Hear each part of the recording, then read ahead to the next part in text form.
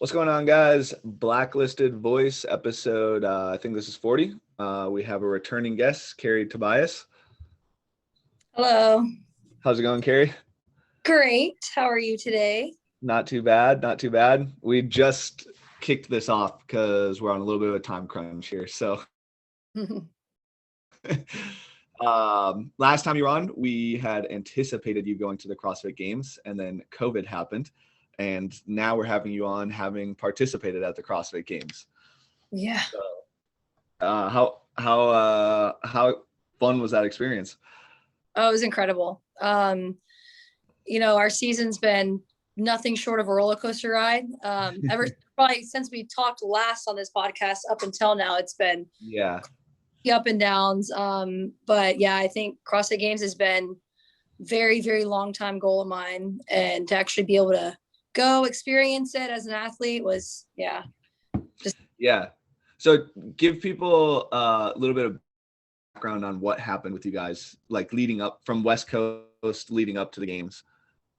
So starting at West Coast Classic for us, we went in like super confident. I think the team as a whole was in some of the best shape, training shape physically and mentally that we possibly been. The team was working great together. Like, we were super pumped up. We were feeling really confident out of quarters because we ended up placing really well in quarterfinals. So I think we were just like pumped up, ready to go. I think as semifinals went on, first off, we were slightly disappointed with some of the programming. I think when we first got all the workouts announced, we weren't too thrilled with all those, especially when I heard freaking 4-mile ruck run. This is the programming for West Coast, right? Oh yeah. Sorry, for our semifinal. Okay. Yeah. But still going into it, even though we knew like the workouts weren't awesome, we were still super excited. So going into semis, we were ready to go. I think throughout the weekend we had, I don't know how much we want to get into that, but we had several just like, I don't know what to call it, as mishaps, I guess, whether it be with judging or how they were scoring events at West Coast.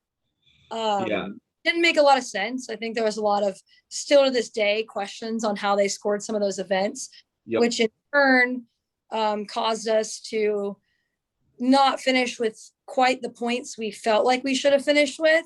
But we actually had the heartbreaking finish after West Coast.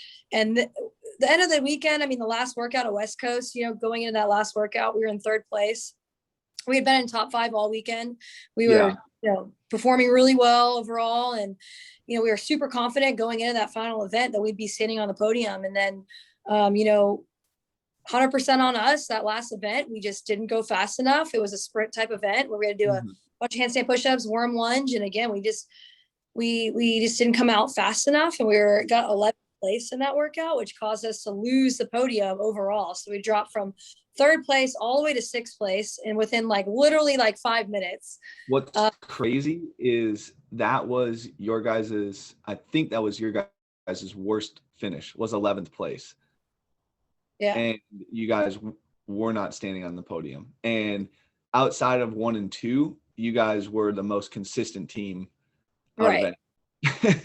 So and again, down with the scoring. It honestly, if it's down to even just the ruck run being scored, I don't want to say right, because I guess it's not up to us how they score it, but how most people would think it would be scored, then have been on the podium even with an 11th place finish. So give some background on that. On the ruck run, so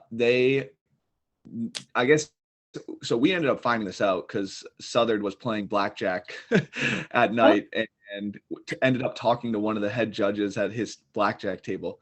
So that's how we knew this was there was a tie break time when you came in from each run.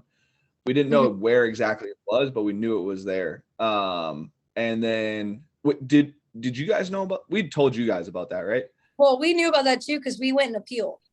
And they remember, they about the loop times. So there was but they explained the finish line. Right. So what ended up happening was every time you came in from a lap, you got a tie break time. And so everyone was like, oh, well, we'll come, So pretty much the 4th lap, the time cap was very aggressive. which is another whole nother story.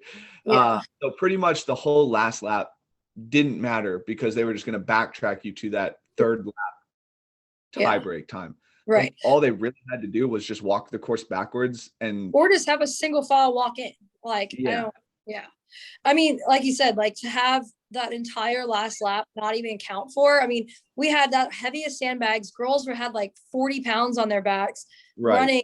And I mean, most like our team, we were right at the bay door. So we pretty much ran higher 1,500-meter lap for nothing. And I mean, several teams were right there with us, you know? So, but what still doesn't make sense to me is like, even though they claim it was on that tie break, I mean, I've heard from multiple people the tie break is in a different place. So we still don't know exactly which front of when you ran in or when you ran over the red line or when you ran out. I've heard all three. But even according to all three of those, if you go watch the live stream, the scoring they gave us still did not add up to that. Like there was 2 teams scored in front of us that you can clearly see are behind us at that third lap. So it just, I don't know what went wrong or what was confused there. And even though we thought that wasn't correct, I mean, we still finished in 6th place, which is, but I mean, finish.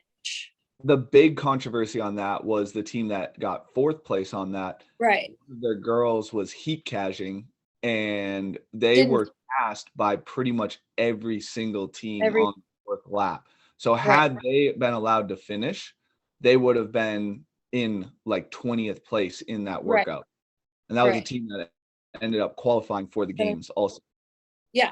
And I think that was the biggest thing, because it's like, you know, and nothing to them, you know, like they had an incredible weekend. It was kind of impressive, obviously, how the girl that, you know, had the heat issues, like was able to come back, and they had for sure.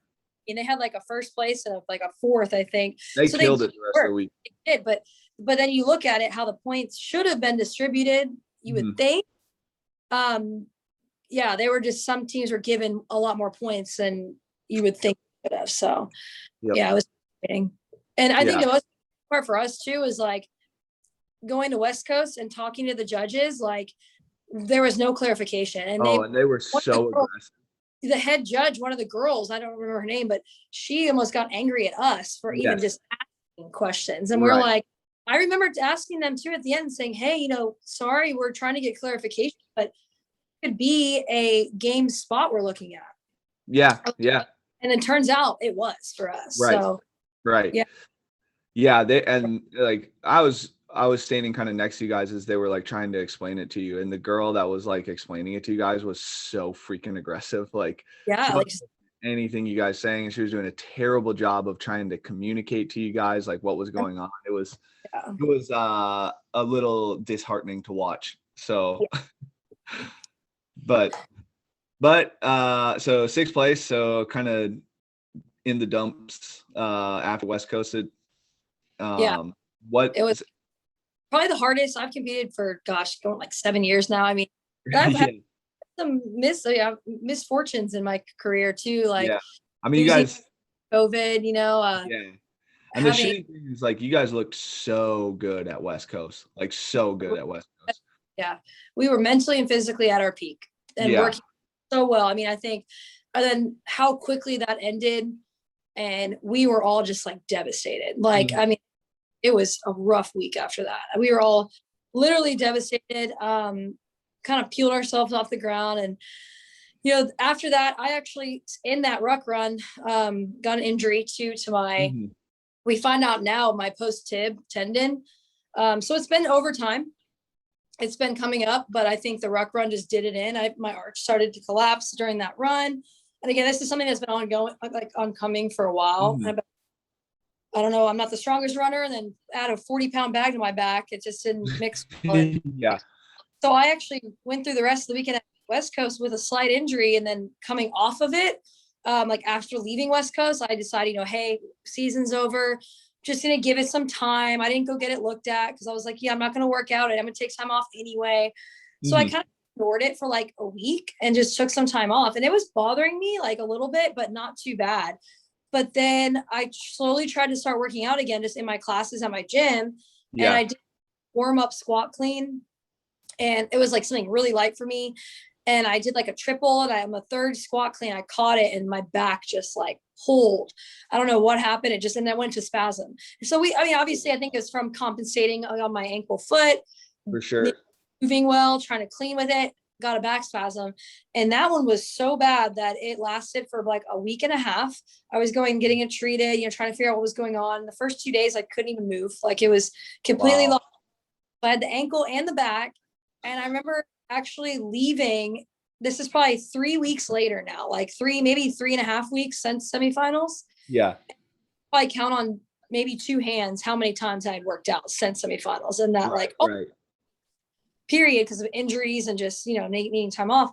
While I was leaving, my Rossi doctor just got my back worked on, and I was on the phone with somebody for the gym, and I got another call calling in, and I just ignored it because I was just like a random number. I remember looking at my phone, and I looked down, and it says Curtis, for his last name, from the CrossFit Games, and because you can read it, the voicemail, before you actually hear it. Oh, okay. I remember just sitting in my car, like, I knew immediately what it was. I mean, why else would he be calling me? Why else would CrossFit be calling me? So I quickly called him back, and it was, hey, this is Curtis from the CrossFit Games. I just wanted to let you know that one of the teams from your semifinal is under investigation for a possible rule breach. That's exactly what he said.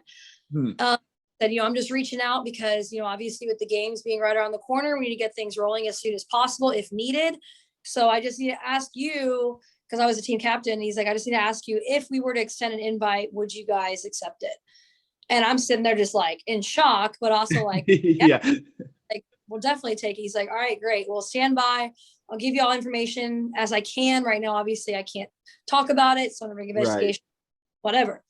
So then I hang up and I text the team in our group chat, and I'm just like, oh my God, oh my God, oh my God. Like, and I immediately FaceTime them, and I'm like, guys, and I told them what happened, and everybody was kind of in shock. And then we actually had to go through like it was Monday when I got that call, and we didn't get back from Curtis until Thursday. So was he like in like kind of contact with you up until then? Or were you just, okay, so you guys weren't like, oh shit, we just got this call and then like left in the dark. Like you had some back and forth with him. He was great. Like, so right after the call, I was in such shock too. I didn't really ask questions. I was just like, oh my God, yeah. I called Logan immediately as our team. I'm like, I got, but he's like, all right, you need to call him back and just ask, like, hey, I know you can't talk about it, but how likely is this situation? Is this something we need to act upon? Or like, is it whatever? Just try to get something, And so I called back and I just asked that. I said, hey, obviously the team's going to have to take off work. We're going to have to like arrange flights and a stay. And like, this is literally 2 weeks out from the games. Right. Yes. Right. So he pretty much told me he's like, I just can't really say anything. But I said, should we start making arrangements to be safe? And he said something along the lines of, I think that'd be a safe decision or something. Like, I heard it, but basically he didn't tell me not to. And I figured CrossFit's not going to just call if it wasn't something that was pretty sure about. So we booked flights and just started going, and all of us kind of tapped into our resources, and just started calling people, asking questions, hearing little rumors here and there from other teams, other semifinalists and stuff, and we kind of pieced together what was going on as far as the team. So we did find out probably like a day before that it was a drug test breach. And we found out, that's what it was. And it was pretty sure that it was that. So then we were confident after that, knowing that we would be getting the invite. Right. Yeah. You're not, especially 13 days out, appealing that and successfully going through the appeal process. Right. So like you guys were like pretty ecstatic when you found that out, huh? Oh yeah. I mean, ecstatic, excited, but then worried. I mean, me personally was worried because I was injured. At that point, I haven't even been in the gym. When I first got the call, my back was still an issue. Mm-hmm. So luckily the back cleared up within a few days after that. I was able to start. The ankle never cleared up. I think with the ankle, it was just been managed pain for the past couple weeks, which I started going to. I have so many great resources here in Houston. Like, started going to Vanguard. I got some trigger point therapy done. I got I did decompression table on my back literally every other day until I left. I was going nice. regularly. So, and then Dr. Adib and them at Movement Evolution. I went to all of them, and I'm so lucky to have those resources because it was every day seeing a doctor, getting treatment. The team was able to train probably 5 times together before we left. So that was, and I could even do, I could not run. I've not ran since semifinals. Couldn't do really anything. I mean, I didn't do any weightlifting, anything heavy to aggravate my back or ankle. And right. A lot of just, let's get to the games. And I'm just praying I can make it through the events I get through. Yeah. You guys definitely did not have the most ideal circumstances leading up prepping to the games. So it was probably about 7 bottles of wine since I left West Coast. I gained 8 pounds of like junk eating, drinking, living life. And like a typical off season. Yeah. It was. Yeah. Yeah. So you guys ended up getting to the games. Like I heard you guys had a awesome, like Man-Made obviously has like a great community. You guys were able to fundraise a significant amount of money for that. Yeah. So that was like props to your guys' gym and your community for that. That was sweet. Always support us so much. It's amazing. Yeah. So like you guys landed on, was it Saturday, right? We came in Sunday. Okay. So and then you guys had check-in on Tuesday? Okay. What was what was the check-in process like? Was it kind of like a surreal moment when you guys started like going and trying on all the clothes and stuff like that? Was it like, oh shit, we're actually here type thing? I think everybody, especially rookies of the game, like that's like one of the like coolest moments because that's like you just sit there, you're just like, whoa, like we see this. I've been watching the check-in, the Reebok CrossFit Games since I can't even 2000, like years ago. Right. Keep getting phone calls. So to see the actual experience, it was incredible. I mean, I personally, I'm a worrier. If you didn't know, I was worried because I didn't get COVID vaccinated. So James and I and Logan actually had to do a COVID vaccination. And I'm totally fine, felt fine all leading up to it. But of course, my worrying self was like freaking out about the COVID test. So before check-in, you were not vaccinated, you had to go get tested on site. And, I think with the luck of our season, and everything being so up and down, I was like, it's going to happen. I'm going to home. Like, it's going to happen. I was like convinced myself that we were going to like fail our test. So I think that was right for check-in. And I was like freaking out about the COVID test. Cause then I had read about Bethany Shadburn the night before, who unfortunately did test positive. And I was like, oh my God, I'm next. It's going to be me. I know it is. But I was all silly. Totally fine. We were all, once we got past the COVID test, I was like, wow, okay, we're here. Yeah. So that was like the last little barrier was the test. It was. Yeah. I was like, all right. Cool. Yeah. That's sweet. And you guys got like a ton of stuff from Noble. Noble hooked it up this year. Yes. It was, I heard from what somebody told me that it was $4,000 worth of gear for each. Yeah. That seems what it's about. Insane. Like 7 pairs of shoes, like I don't even know. Like it was 3 bags, like multiple swimsuits, 3 bags, pants, shorts, different types of shorts. I mean, it was just, I have so much stuff that I don't even know what I have, honestly. If you're James, you have like 8 pairs of sweatbands. Yeah. They were just giving out. Anytime an athlete needed socks, sweatbands, whatever, you just go ask. And they were wow. That's sweet. Whatever you need. Like Noble was amazing. Like I think we think it's because obviously we were last minute, add-ins that order like what we had ordered as far as before we got there, like sizing and stuff. They kind of mixed it all up. Like they had put Pam's number on my size and vice versa. So, and she didn't have half her stuff in her bag. So it took like 2 days for them to like sort it out, but they were so awesome. Like they kept giving us stuff and like they got it done. Like they figured it out. They made sure that we all had everything. So props to Noble. They killed it on that side. Like, and I mean, their clothes and accessories are just like the best quality, best feel, look great. So the uniforms this year looked so much better than what Reebok was putting out. So Way much better. so way better. Yeah. Yeah. So game started Thursday. Hmm. Starts with a swim and a paddle. Hmm. Lake. It was 800-meter swim, right? 5. 500-meter swim.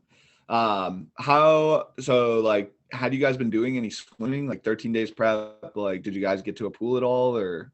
I've been swimming throughout the year, ever Okay. since when I had a near-death experience. Swimming not regularly, but usually I go like every Thursday to Lifetime to swim laps. So I was way more comfortable in the water. Open Yeah. water done one time at Wadapalooza. Again, near-death Okay. experience, was not a fan. But immediately when we found out we were going to the games, we went to this little lake called Town Lake over here by me, and the team we got to swim out there probably like 3 times. So Okay. we got some time in, but it's crazy because like even open water swimming there was nothing of what it is here at the games. Like you can't simulate 40 other women swimming at the same time. Right. Yeah, you can't. There's no way you can practice that. The only way you can do it is actually compete in it. So Yeah. Yeah. swimming, Samantha is a lot more experienced. I'm pretty sure she was on the swim team when she was younger, and she's a strong swimmer. So I don't think she really had an issue, and she definitely had the more experience. But me, James, and Cade, newbies. Like we were Yeah. all with it. So I think I saw when James was coming in, he was just bobbing for like a good, I think it was, I'm not sure, but he was bobbing for like a good like 30 meters. he said he figured and so he just kind of, it was really shallow, like the water. Yeah. And he could stand, so he's just kind of making it in. Yeah. Yeah. Yeah. It was pretty funny. I mean, Well, nobody passed him, though. I actually that event ended up being tough for me, only mainly because so with my ankle, like I said, I have not been able to run. Leading up into the games, I had got it under control to where I had very minimal pain going into the games. Mhm. I was able to squat everything without pain, so I was feeling really good. Well, I have a whole protocol I do for it to warm it up. If I know I have to jog or at least have some kind of impact on it, I do this whole warm up with it. But of course, up until like 5 minutes before the start of that event, they had told the women, because the women had to complete the whole event before the guys, they had told us we were doing an in-water start. So if from the beach to the start, I mean, it was probably, I don't even know how many meters out that it was waist high. Like you couldn't even swim, Yeah. like far out there until you could actually dive in and swim. So they were going to start there. Well, 5 minutes prior to the event, they pull us out of the water and tell us to go start on the beach. Yeah. And that start. So I immediately was like, oh no, this is not good for me. I was already standing in the back of the group. And then on top of that, 3, 2, 1, go, everybody takes off and just sprints. Yeah. So of course I just naturally my instinct takes off, and I sprint out there. And I think within like 4 strides, my ankle just gave out on me. I felt like it popped, like it was like pain instantly, and I could not run on it. So I had to like fast walk into the water. And by the time out there, I looked behind me, and I was one of the last girls. Like there was probably like 8 girls behind me, and I looked forward and everybody was already out. So I instantly was like, oh my God, like panic mode. I was like, what am I going to do? I'm not a strong swimmer on top of that. So I dive in, and again, I'm way more confident in my freestyle than I was, but I'm not like, I was slow. So I was going and swimming. I look up, I barely got anywhere, and I was falling back, and I was like, man, what am I going to do? So it's a funny thing is I'm a really, really strong backstroker. 100 at Wadapalooza and flipped my little self over, got on my back, and just started going. And I actually passed a lot of girls. Like I remember just going. I was like, I'm like, man, I would pass girls. I was like, I'm crushing this. Like I was catching up. And I finally get to the turnaround, and I was like, in my head, I'm like, I need some ground up. And then I turned the corner, and I guess the current was a different way once I turned, because I started drifting more, and I had to keep looking around, and it slowed me down. So, I mean, I think I got out of the water probably like, I mean, towards the back half, but I mean, not last. There's probably like, at least 10, not more behind me. So paddle, it was still okay, Carrie, you got to push, you got to try to make up, but definitely ended up better out of the swim than I probably would have if I would have freestyled the whole thing. So for sure on there, but man, that kayak was so hard. Oh Yeah, it pretty much seemed like everybody that was coming in, like wherever they came in, it was where they were placing on that event. Like there yeah, wasn't much paddle, like not passing people on the paddle. yeah, not Yeah. really. Yeah. So moral of the story is CrossFitters need to backstroke more. Yeah. Well, apparently I think I'm the only one out there backstroking, but it works Yeah. so well. I mean, I like it. And now, like, since that works for me again, I'm like, I don't know if I'll even change it. I might just be Yeah. backstroking. Yeah. That's sweet. Yeah. So the next two events that day were back-to-back events, right? Yeah. And they were both involved the bob. Oh, yes. What did you think of the bob? It was heavy. And when I got out of the kayak on the swim event, I couldn't even walk on my, I don't even remember seeing me. Like Michael's like, my heart Yeah. dropped, saw you limping. I couldn't even run. Like I was like, Yeah. so once I finished that event, I was like, what am I gonna do? Like, I don't know how I'm gonna get through this. Rested it a little bit, came into it. I was nervous about the sled because that was a heavy push of bob. Yeah. Out though, so it didn't affect me too much on the bob.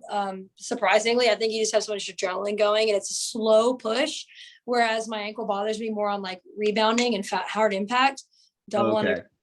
kind of stuff. So I was fine to get through that. But I mean, we were just definitely rookies on that event. We need to go. Us four had never pushed a bob or anything close to that before, Yeah. and like our boys, Kate and James, like they're so strong on sled. Like if you remember them at West Coast, they were probably the fastest two guys out there, rugby and football players. So we were, and we're gonna crush this.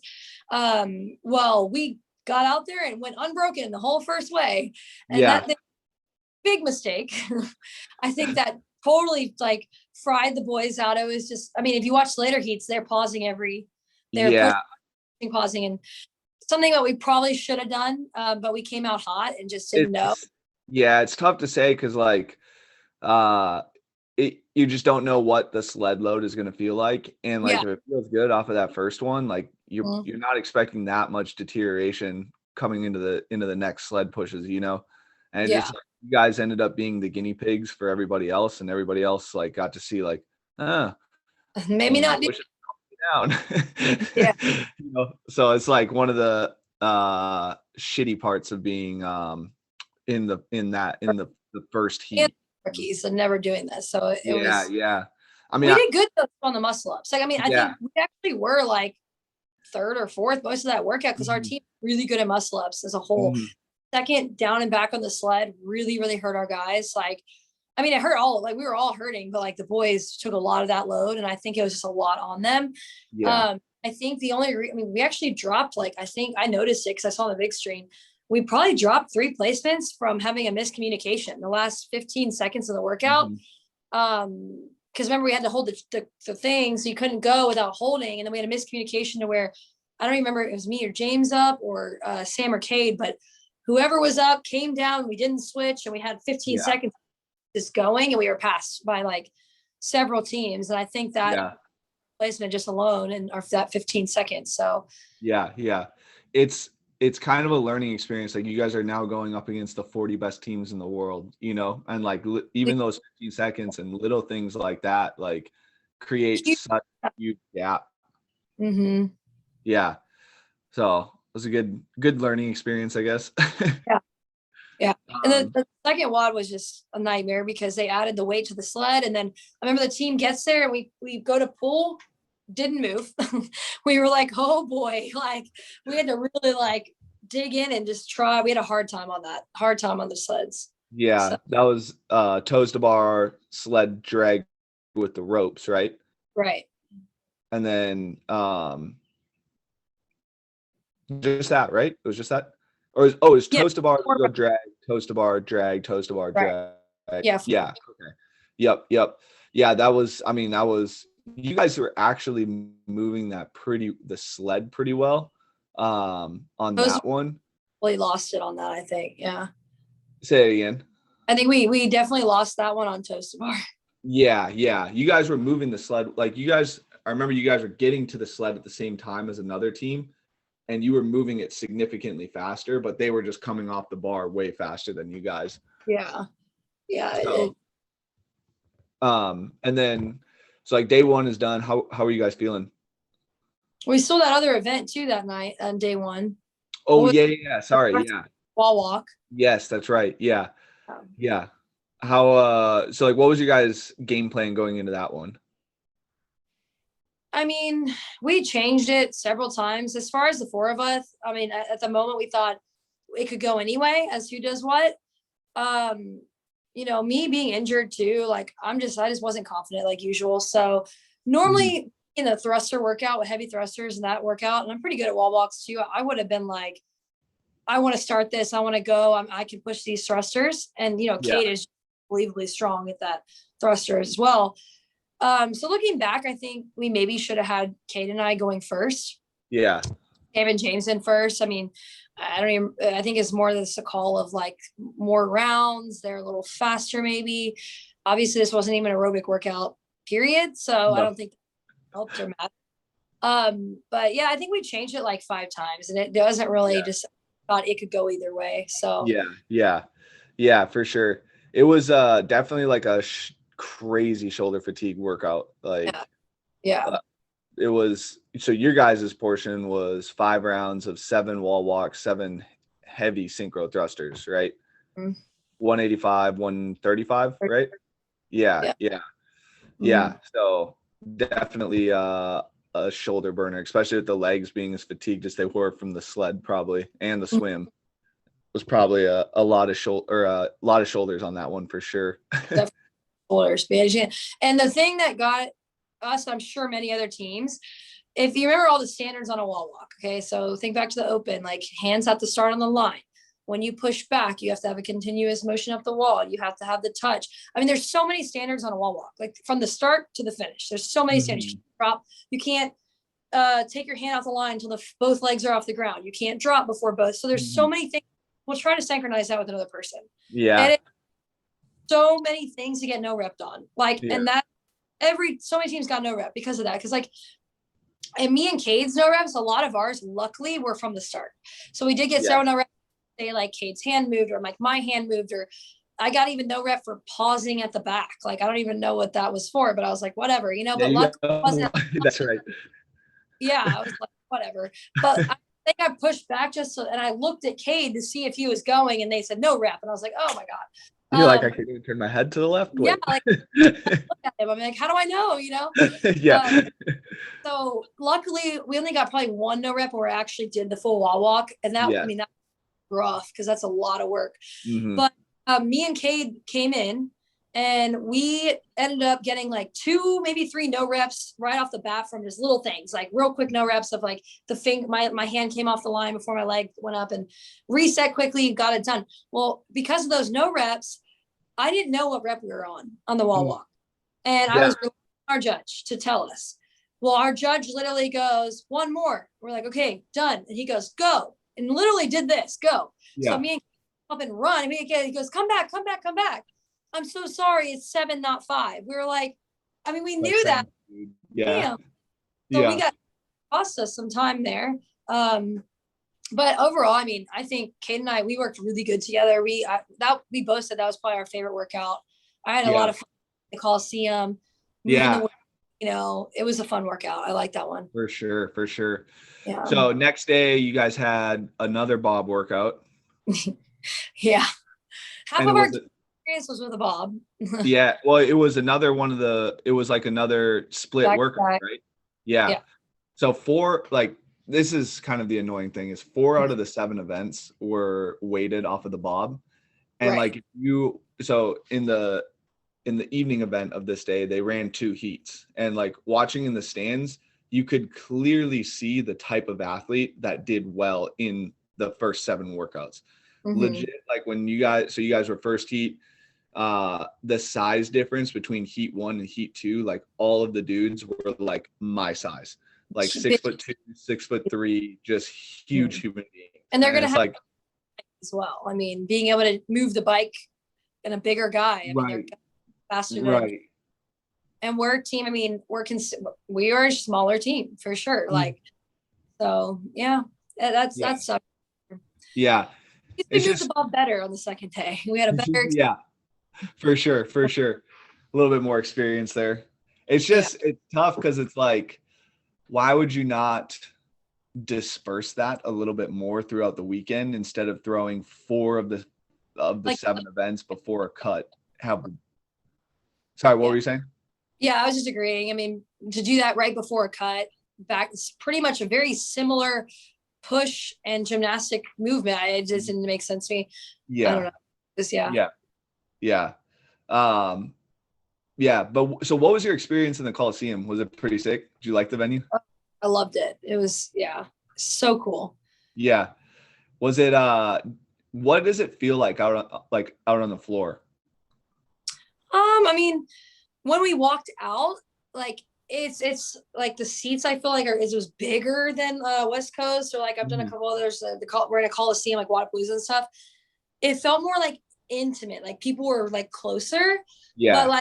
But it also just walking out and seeing the games. I mean, but the minute the clock starts, I mean, it was just like any other comp. Didn't even notice. It was all going. It's like you're just competing like normal. Yeah. It's kind of, that's like one of the hard things about competing is you can't really like live in the moment very well. Like, right. The clock starts, it's all. Yeah, it's just like I'm focused on what I have to do out here, not focused on how cool this is.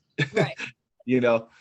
So but yeah, so like were you pretty happy with how the games went? Like what were some of your guys' expectations going in, only having like 13 days notice? So I mean, this is kind of where there's been a little bit of disagreement, I guess. Starting off, like, and I can only speak for myself. I thought we were on the agreement, especially on my side. Like, I'm not 100%. I'm injured. I have not been training. I mean, Cade, I know he took off some time too. Like, I thought going in, we were all on the same page as far as like, there are no expectations. Like, we are, as far as placement, like, obviously we all want to win. Not win, but we all want to do well. We all want to get through the weekend. Like, we want to perform. Like, we want that opportunity. Obviously, in my head, I had the lingering injury issue too. So where it's like, am I going to get an event where I can't do it? Am I going to hurt myself worse? Am I going to get a card off the field? Like, so I had that like nagging at me the whole time. But even so, even if I would have made it into Saturday and had to go run, because obviously I came out with a model, I can't even run on the football field without excruciating pain. I'm like, I would have probably either not made it through that event, or B, it would have been very, very slow to the point where I'm really disappointed that I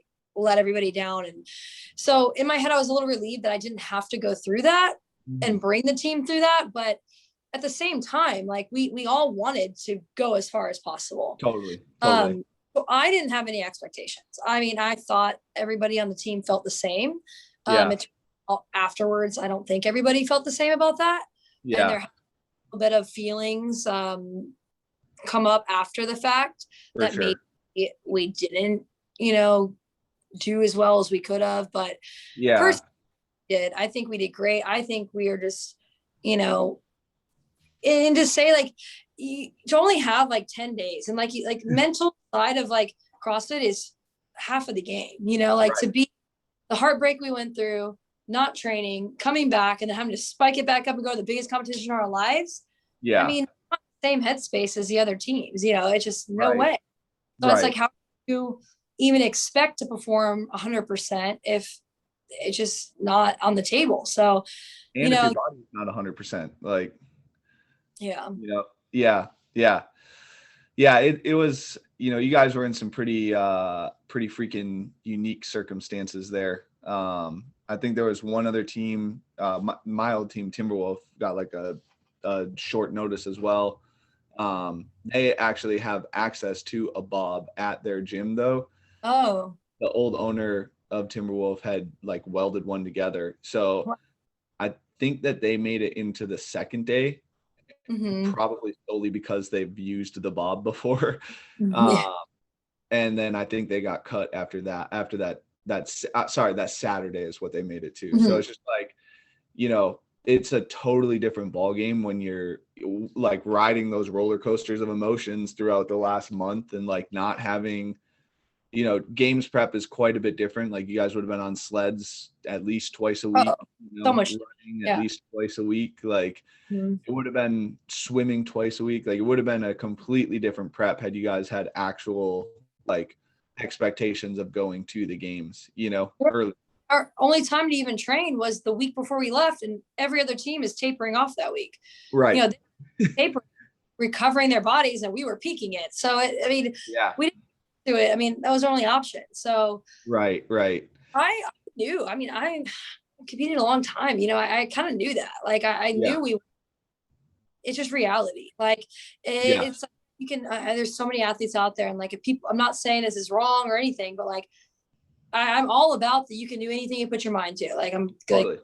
Like to an extent. There's also reality. Well, you can do anything you put your mind to, but that doesn't mean that thing is going to happen tomorrow. Like there's a progress and something that comes in front of accomplishing that thing that needs to happen. And you guys just didn't have that journey and that path leading up to that thing. It's like you can't hope for a miracle and like take a walk-off win having no prep for anything. Like even the underdog has a ton of preparation going into a game that they beat they win, or take an unexpected victory in, and like it was just, it's tough not having that preparation and like the mindset that you have to develop. Like part of preparation is confidence too, and like not having that preparation and not having that confidence, knowing you did everything that you could possibly do for that competition is tough for sure.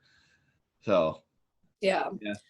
But I mean, overall, again, like I'm so proud of our team. Like I think we performed well, and just to me, I mean, that weekend was just go and learn, go and experience the game, and like you don't know it until you actually go. Like you don't. Yes. You get it, but like you have an idea of like how elite the games is, but then when you experience it and you're back in the back with those athletes, you get to know the other athletes and the other people you're competing with. You're like, this is not even, you can't even compare it to like semifinals. Like it's a whole nother level. Like, and how elite people are like, it's like something you never know. But it's really cool that we got the opportunity to go this year, because it's like running it back is going to be like set us up for like, say like we didn't get the opportunity through that team out, we would have had like that drive to push for next year.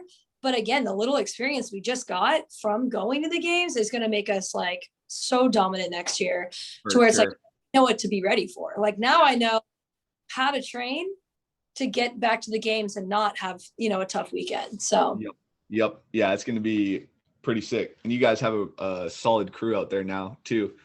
It seems like you guys are going to potentially be able to have 2 teams out there. So it's pretty exciting. I mean, Man-Made is like, we got some huge plans, we got some amazing athletes out here, and it's looking like Man-Made number 2 coming up pretty soon. We're hoping to bring like a little baby. Man-Made number 2. I mean, and Hunter and Bryce, they're part of they're both with Blacklisted, right? Yes. Yep. Yeah.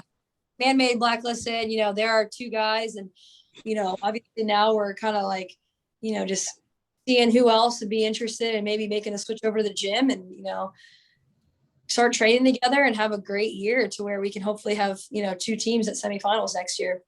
Totally. Yeah, it's gonna be exciting.